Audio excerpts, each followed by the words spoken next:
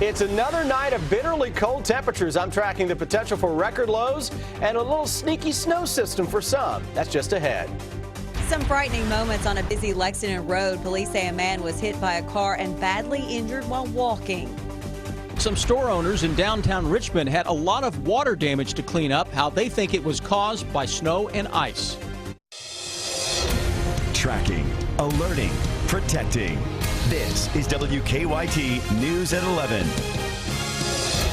Good evening. Here we go again. Tonight, another blast of Arctic cold has arrived here in the Bluegrass, and temperatures could drop to record lows overnight. It is the latest in what has been a really rough stretch of winter weather. We begin tonight with Chief Meteorologist Chris Bailey. He's tracking the cold temperatures in our area. Yeah, the cold, and for some folks into southeastern Kentucky, that sneaky little snow system we talked about earlier showing up a little better late this evening. Those temperatures already into the single digits into parts of central and northern Kentucky right now, where we have the clear skies, where we have still a pretty decent snowpack. 7 into Mount Sterling and Moorhead, 8 degrees into Lexington. Cold spot into northern Kentucky, Covington at 6, yet it is 16 degrees into London. So it's a 10-degree difference because we have clouds in the south, clear skies in the north. And if you want the absolute coldest air you can get tonight, below zero, you want to keep the stars pretty much all night long. Clouds at night will act as a bit of a blanket. Everybody, though, with the cold wind chills for below zero with that wind chill right now. Lexington -2 showing up into Frankfort, 3 below here into sections of Mount Sterling. Winter weather advisory in effect for far southeastern Kentucky. That is Bell, Harlan, and Letcher counties for the overnight for the potential for 1 to 3 inches of snow. Now, that is only the far southeastern corner of the state. Everybody else should be in pretty good shape tonight except for the cold weather. Live First Alert Defender, nothing out there except the clouds to the south. And again, it's a very fine line between clear skies and all clouds. That little snow bank into parts of western sections of Tennessee rolling on into town. So a day that may start anywhere from 5 below to 10 above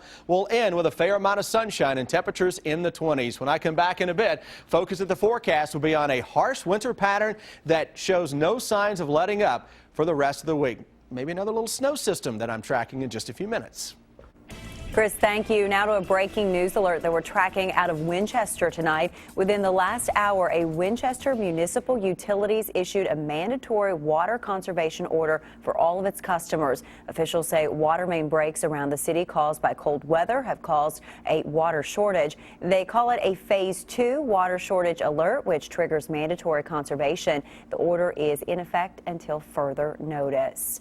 Tonight, Lexington police are trying to figure out what led to a crash that left a man with serious injuries. They say a car hit him as he walked on a busy road. That crash happened about 6:30 tonight on Tates Creek Road near Armstrong Mill. Jordan Valines talked to police and someone who drove up moments after the man was hit.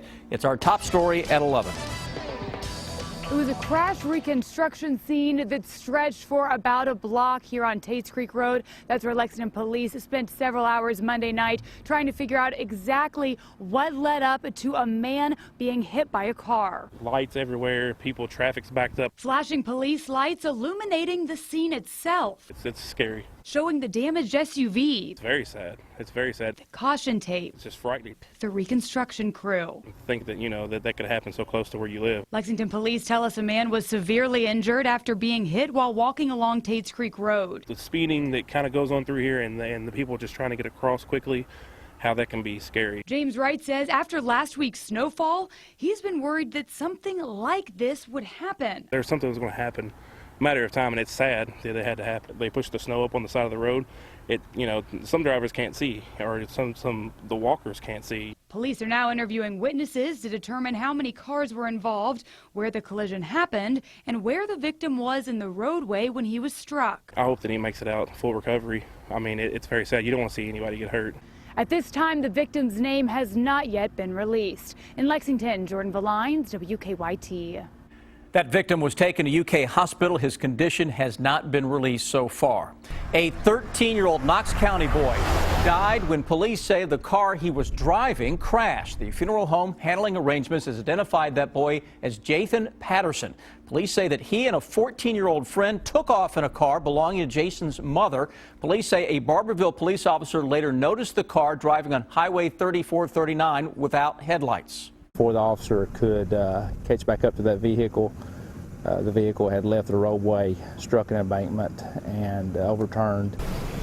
Police say that both teenagers were thrown from the car. Jathan died at the scene. Police say the 14-year-old girl with him was injured but should recover. They say they are not sure why Jathan took his mother's car, and they say it happened without her knowing about it.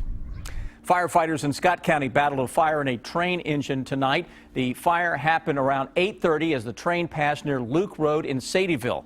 Firefighters worried that the fire would quickly spread to the rest of the train, so they called in Lexington firefighters to help out, but they contained the fire to the engine. No one was injured. After 2 winter storms and bitterly cold temperatures, some businesses in downtown Richmond now have a big mess to clean up. Some roofs couldn't handle all that snow and ice, and that caused water damage inside some of the businesses. New at 11, Kristen Kennedy talks to some frustrated store owners. You'd think shop owners in Richmond would be happy that the snow started melting this weekend. When I came in Saturday morning, there was water everywhere. For Catherine Courier, the melting on the roof above her music store brought in more concerns than customers. And there was just water dripping everywhere. And it was not like a little bit, it was like a big water main had busted. And there was an inch of water on the floor, all on that far right wall. Robert Purdy walked into the same situation. It looked like a swimming pool, they're on top of the roof. The cause of a lot of roof problems? Frozen pipes. They're supposed to drain water from the top down, but they can't. A lot of these buildings, they look really pretty downtown, but they're brick up on the outsides, and so there's only one small drain line for all that water to leave. And so whenever you've got about 13, 14 inches of snow, and then the rain that we had on top of that, caused for a pretty dangerous situation. And fortunately, the roof didn't cave in, but it could have been pretty close. Purdy says the damage could have been much worse at Purdy's Coffee Company and inside one of the apartments he rents out. They thought the roof was getting ready to cave in. It was literally raining in their apartment. Water worries didn't keep anyone closed on Main Street Monday. I'm going through pictures and paperwork and magazines right now and throwing them out. Anything that's wet. In downtown Richmond, Kristen Kennedy, WKYT. Well, that is a shame. Store owners say Richmond firefighters help them clean up the leaks and prevent any further damage. Some 2,500 people in Estill County do not have water tonight because of what county leaders call a critical water shortage. They say a series of issues related to the weather led to the problem.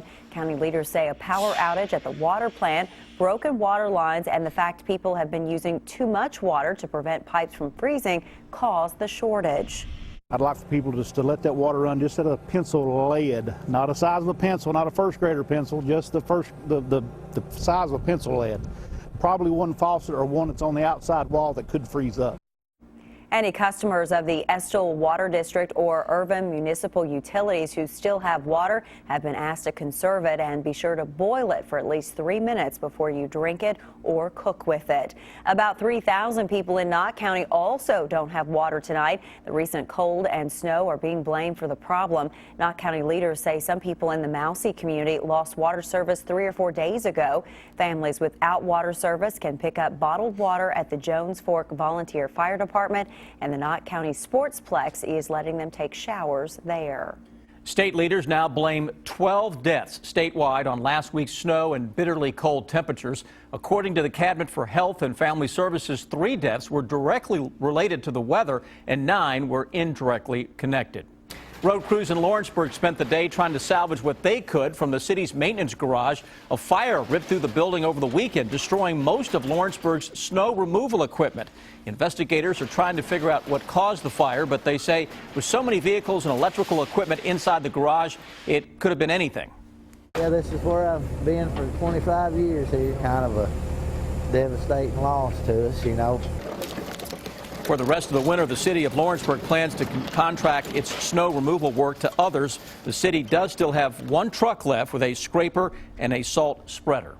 A broken water pipe caused a mess on Lexington Road Day. Kentucky American water officials say an 8-inch main broke this afternoon on North Broadway. No one lost water, but some water did gush out onto the road. Kentucky American thinks the pipe had been frozen and likely broke as it started to thaw. Some traffic on North Broadway had to be diverted, but crews hope to have things back to normal later tonight. And how about this? Anderson County's large animal rescue team had to rescue a donkey today. The Anderson News reports the donkey got stuck in some mud near a home on Punchin Creek Road. Crews had to help the donkey get out of the mud and to a barn. A veterinarian was brought in to check out the donkey, but it appears that it's doing okay tonight. That's good news. And remember, you'll find a complete list of closings and delays along with updated weather information. Just go to WKYT.com. Follow WKYT online at WKYT.com. Join the conversation on Twitter and become a part of the WKYT Facebook family.